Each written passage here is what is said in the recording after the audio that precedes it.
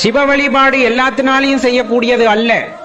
எதற்கும் துணிந்தவர்கள், எது வந்தாலும் பார்த்துக்கலாம் அப்படிங்கிறவங்க. ஏன்னா சிவ வழிபாடு செஞ்சா கஷ்டம் வருது அப்படி இப்படின்னு ஒரு மாயை பிம்பம் உண்டாகி விட்டதல்லவா. அதனால அது வந்தாலும் சரி பார்த்து கொள்ளலாம் என்ற மன எண்ணம் உடையவர்கள், மனோதிடம் உடையவர்கள் தான் சிவபக்திக்குள்ளே இறங்குகிறார்கள். அதனுள் இருக்கின்ற ஆழமான அன்பை ருசிக்கிறார்கள்.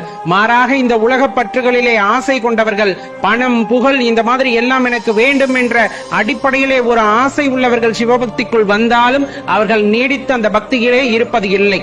மனோதிடம் இருக்க வேண்டும். சிவபெருமானை பிடித்துக் கொண்டால் எல்லாம் அவர் பார்த்துக் கொள்வார் என்ற நம்பிக்கை யாருக்கு இருக்கிறதோ அவரால் தான் சிவபக்தியை தொடர்ந்து செய்ய முடியும். அவரால் தான் அந்த பிறப்பறுக்கக்கூடிய சூட்சமத்தையும் உணர்ந்து கொள்ள முடியும்.